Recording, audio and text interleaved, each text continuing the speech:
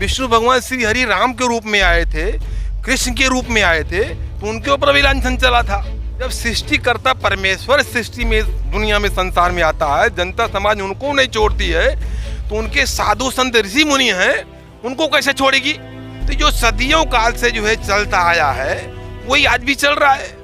जैसे भेड़ी और बकरे एक जिधर चल पड़े ना, उन्हीं के पीछे सब मुंडी नीचे कर करके चले जाएंगे दहाड़ते दहाड़ते, और जा करके जो है खाड़ी में गिर के वो भी मरेगा और खाड़ी में गिर के सब मर जाते हैं।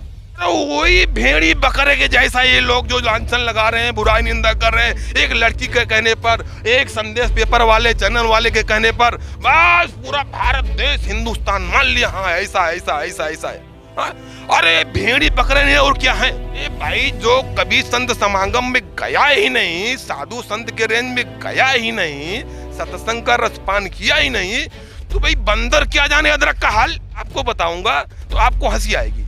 हम पढ़ने में इतना लूज थे कि 5वीं क्लास पास हो गए थे, हमको नदी लिखना नहीं आता था, एकदम बुद्धू गंवार थे हम, ठीक है ना। लेकिन बापूजी के श्री चरणों में आ गए, बापूजी के श्री मुख से मंत्र दीक्षा का दान मिला, और आज के डेट में आप लोग के सामने बैठा हूँ, देखो क्या अनुभव, कैसे दहाड़ रहा हूँ, सिंहनाद कर रहा हूँ। हमारा अनुभव है प्रभु कि यहाँ तो दहाड़ रहा हूँ, ये लोग छोड़कर परलोक में जाएंगे तो वहां भी दहाड़ेंगे। आरोपों में एक पैसे का दम नहीं है। हाँ इतना ही है, इतना ही दम है कि जो लोग आरोप लगा रहे हैं, षड्यंत्र रच रहे हैं, वो अपना पतन कर रहे हैं, सीधा नरकों में जाने के लिए अपना पासपोर्ट बना रहे हैं। और जो आरोपों के ऊपर विश्वास नहीं कर रहा है, गुरु के ऊपर दृढ़ श्रद्धा विश्वास रखा है, वो बैकुंठ धाम में जाने का रास्ता मार्ग बना रहा है। मेरा नाम जगत नारायण मिश्रा है और अयोध्या का निवासी हूँ मैं, और बापूजी से दीक्षा लिए 35 साल हो गया मुझे। अच्छा 35 साल हो गए? 35 साल हो गया साहब। आश्रम में अप डाउन करते, बापूजी के श्री मुख से सत्संग सुनते सुनते 35 साल मुझे हो गया। 35 साल हो गए। जो बापू पे आरोप लग रहे हैं, बापू करीबन 7.5 साल से जोधपुर जेल के अंदर बंद है, उनको आजीवन कारावास तक की सजा हो गई, उसके विषय में क्या कहोगे आप? उनके विषय में प्रभु मैं यही कहूँगा कि जो सदियों से चलता आया है वो आज भी चल रहा है। विष्णु भगवान श्री हरि राम के रूप में आए थे, कृष्ण के रूप में आए थे, तो उनके ऊपर भी लांछन चला था। दुनिया संसार समाज उनको भी नहीं छोड़ा था। हाँ, तो उनके साधु संत ऋषि मुनि जो हैं, उनको जनता समाज कैसे छोड़िए, कैसे बख्शेगी? जब सृष्टिकर्ता परमेश्वर सृष्टि में दुनिया में संसार में आता है, जनता समाज उनको नहीं छोड़ती है, तो उनके साधु संत ऋषि मुनि हैं, उनको कैसे छोड़ेगी? उनको भी तो षड्यंत्र चलेगा, उनके ऊपर भी षड्यंत्र चलेगा ना, उनके ऊपर तो मुसीबत परेशानी आएगी ना। तो जो सदियों काल से जो है चलता आया है वही आज भी चल रहा है। हमारा प्रभु एक अनुभव ये भी है कि हमारे आजा बाबा दादा बुजुर्ग लोग कहते थे कि हिंदुस्तान भेड़िया धसान, जैसे भेड़ी और बकरे एक जिधर चल पड़े ना, उन्हीं के पीछे सब मुंडी नीचे कर करके चले जाएंगे दहाड़ते दहाड़ते। अब पीछे वाले जो जा रहे हैं वो नहीं सोचते हैं आगे वाला जो बकरा जा रहा है कहाँ जा रहा है, अच्छी जगह जा रहा है, गलत जगह, मरने के लिए जा रहा है कि अमर होने के लिए जा रहा है। नहीं, कुछ नहीं देखना है, विचार नहीं करना, सीधा उन्हीं के पीछे चले जाएंगे, और जा करके जो है खाड़ी में गिर के वो भी मरेगा और खाड़ी में गिर के सब मर जाते हैं। एक आदमी ने, एक लड़की ने आरोप लगाया, मीडिया ने दिखाया, हाँ, तो पूरा सब लोग ऊपर ध्यान दे रहा हूं मैं, उसी ऊपर ध्यान दे रहा हूं कि हिंदुस्तान भेड़िया धसान, एक भेड़ी बकरा जिधर चल पड़ा ना, उन्हीं को देख कर करके सीधा उनका पीछा कर लेंगे। अभी ये नहीं विचार करेंगे कहाँ जा रहा है, मरने के लिए जा रहा है कि अमर होने के लिए जा रहा है, कहाँ जा रहा है, वो विचार नहीं करना है, बस उन्हीं का पीछा कर लो और चलो। वो मरने के लिए जा रहा है, खाड़ी में गिरने के लिए जा रहा है, सब उसी के पीछे जाके दमादम गिर रहे हैं, मर रहे हैं।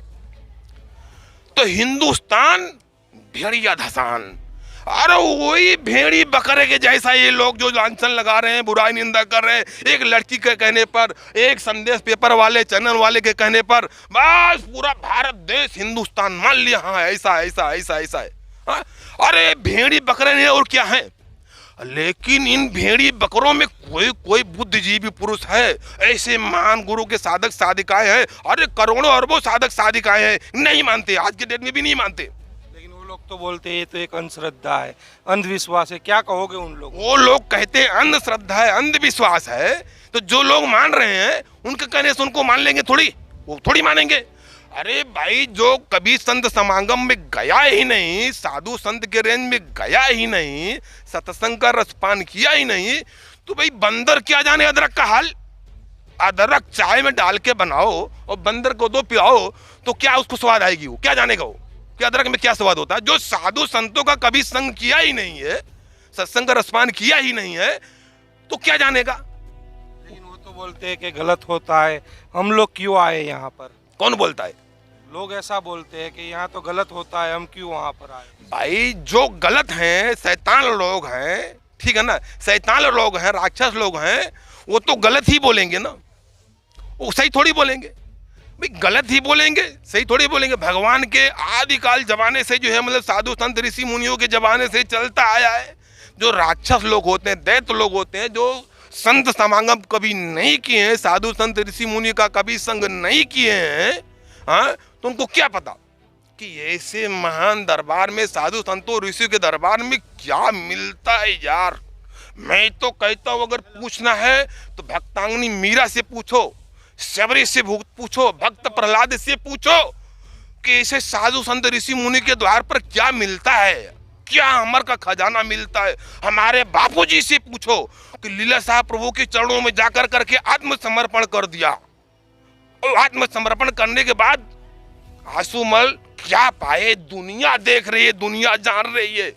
आंसुमल से संत श्री आसाराम जी महाराज के रूप में प्रसिद्ध हो गए, पूरा लोकांतर देख रहा है, जान रहा है।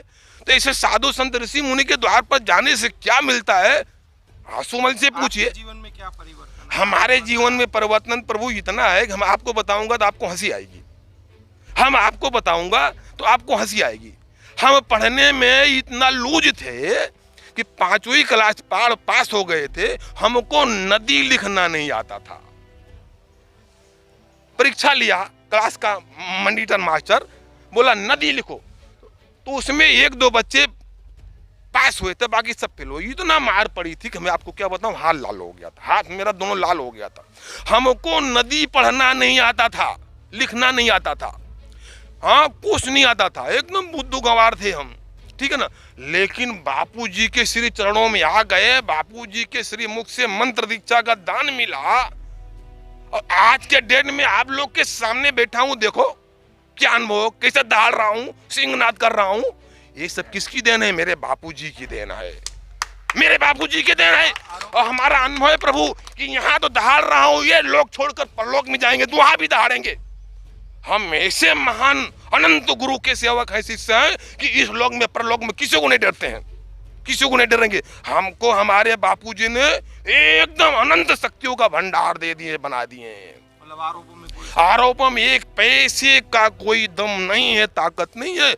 हाँ, इतना ही है, इतना ही दम है कि जो लोग आरोप लगा रहे हैं, षड्यंत्र रच रहे हैं, वो अपना पतन कर रहे हैं, सीधा नरकों में जाने के लिए अपना पासपोर्ट बना रहे हैं, सीधा नरकों में जाने का पासपोर्ट बना रहे हैं। और जो आरोपों के ऊपर विश्वास नहीं कर रहा है, गुरु के ऊपर दृढ़ श्रद्धा विश्वास रखा है, वो बैकुंठ धाम में जाने का रास्ता मार्ग बना रहा है। सीधा ये तन का त्याग करने के बाद सीधा बैकुंठ धाम।